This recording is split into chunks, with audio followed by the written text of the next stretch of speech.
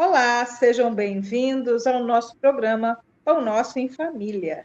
Eu, Lívia Castro, e meu esposo Marcos Castro estaremos aqui fazendo elucidações do nosso querido livro Pão Nosso, psicografado por Chico Xavier, né, e de autoria do Espírito Emmanuel. Estaremos falando um pouquinho à luz da família, né? A gente vai fazendo as nossas considerações e trazendo o livro para o nosso convívio familiar. Hoje o nosso tema é o arado, capítulo 3. E Jesus lhe disse: ninguém que lança a mão do arado e olha para trás é apto para o reino de Deus. Lucas, capítulo 9, versículo 62. Aqui vemos Jesus utilizar na edificação do reino divino um dos mais belos símbolos. Efetivamente, se desejasse, o mestre criaria outras imagens.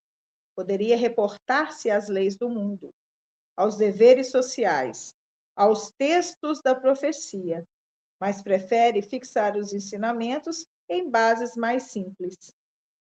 O arado é aparelho de todos os tempos. É pesado, demanda esforço de colaboração entre o homem, e a máquina provoca suor e cuidado, e, sobretudo, fere a terra para que produza. Constrói o berço das sementeiras e, à sua passagem, o terreno cede para que a chuva, o sol e os adubos sejam convenientemente aproveitados. É necessário, pois, que os discípulos sinceros tomem lições com o Divino Criador, abraçando-se ao arado da responsabilidade, na luta edificante, sem dele retirar as mãos, de modo a evitar prejuízos graves à terra de si mesmo. Meditemos nas oportunidades perdidas, nas chuvas de misericórdia que caíram sobre nós e que foram sem qualquer aproveitamento para o nosso espírito, no sol de amor que nos vem vivificando há muitos milênios, nos adubos preciosos que temos recusado, por preferirmos a ociosidade e a indiferença. Examinemos tudo isso e reflitamos no símbolo de Jesus. Um arado promete serviço, disciplina, aflição e cansaço. No entanto, não se deve esquecer de que depois dele chegam semeaduras e colheitas, pães no prato e celeiros guarnecidos. Marcos, está contigo. Maravilha de texto. Olá a todos. Um grande abraço para todo mundo que nos assiste aí. Dê apoio ao canal aí, dá uma curtida, né? Compartilha. Bem, gente, o texto de hoje, o arado, e vê que o Emmanuel fala da ideia do Cristo em trazer o simples, né? Para fazer com que as pessoas possam compreender. A época do Cristo, as pessoas para quem ele falava, eram pessoas simples, pessoas humildes, camponeses, né?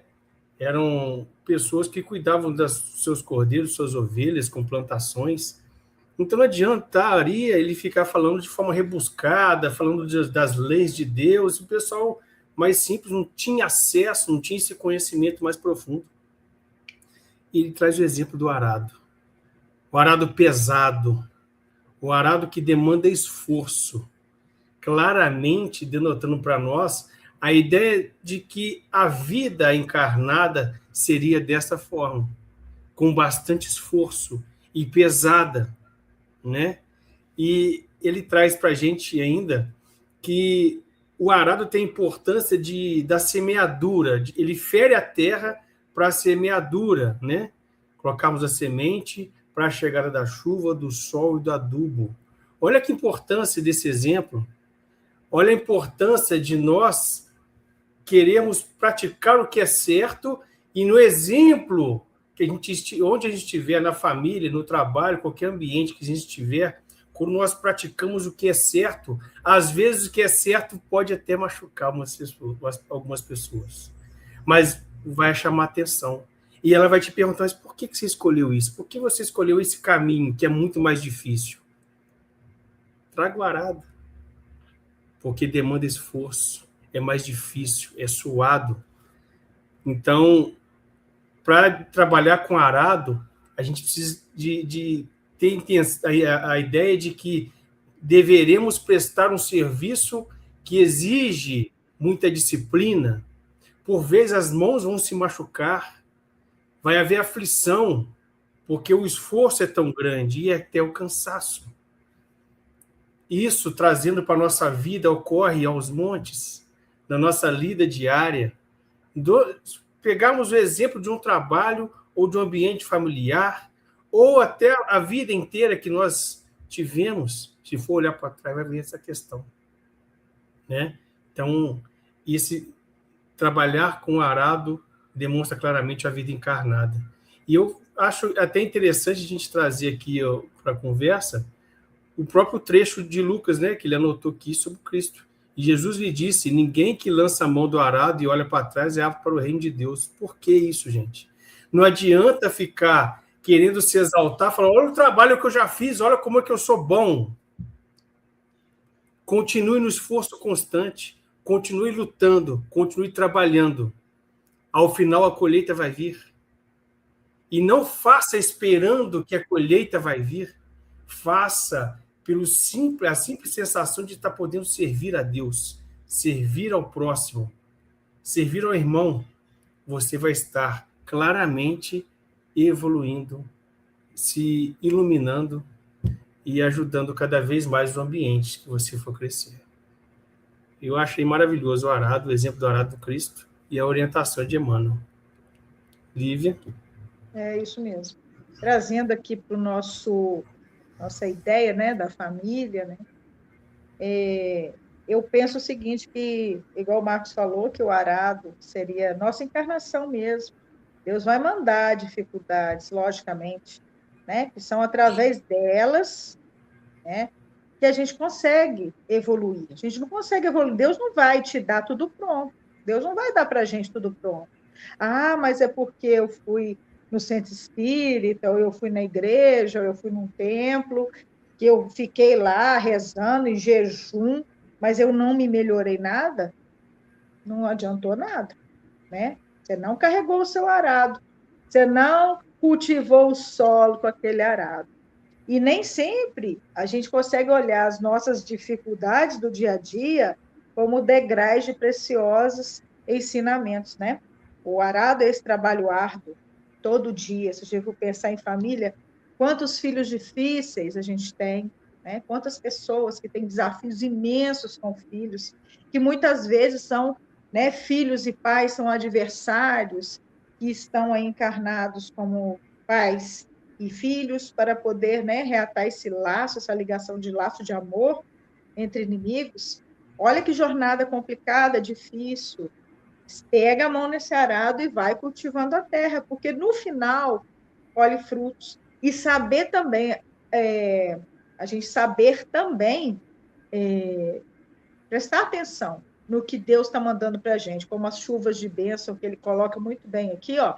Meditemos nas oportunidades perdidas, nas chuvas de misericórdia que caíram sobre nós e que se foram sem qualquer aproveitamento para o nosso espírito, no sol de amor que nos vem vivificando há muitos milênios e nos adubos preciosos que temos recusado por preferirmos a ociosidade e a indiferença.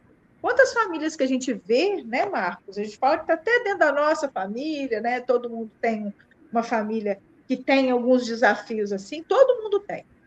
Então, a gente vê, às vezes, irmãos, né, brigando muito, você vê irmãos com desavenças terríveis, filhos com pais, mãe com filho, e a gente esquece, às vezes, que ele está ali para te ajudar, que ele está ali junto com a gente, caminhando junto com a gente, para que a gente reate esses laços.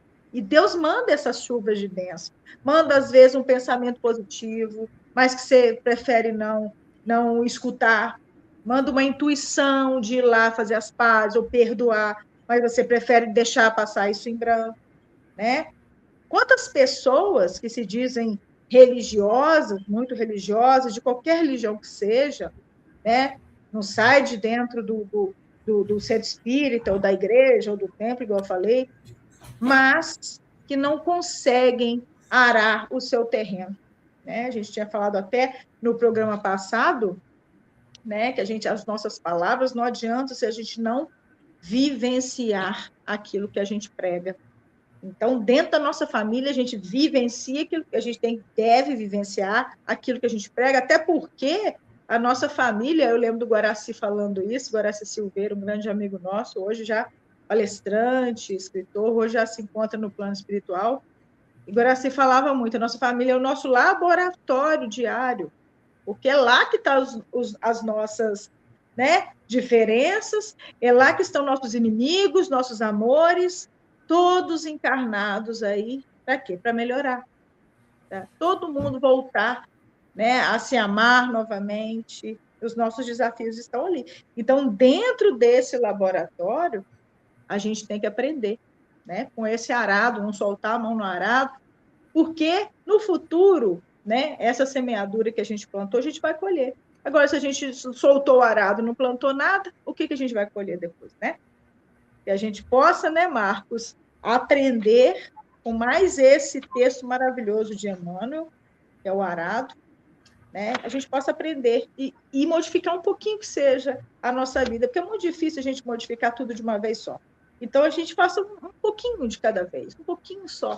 Vamos tentar um objetivo de cada vez, para a gente ter se consegue, né? Então, dentro do nosso programa hoje, espero que todos nós, né, estejamos aí com as bênçãos da espiritualidade, que está sempre conosco, né? Desde já agradeço também ao Jefferson, que está aqui nos dando essa oportunidade maravilhosa de estar falando para vocês.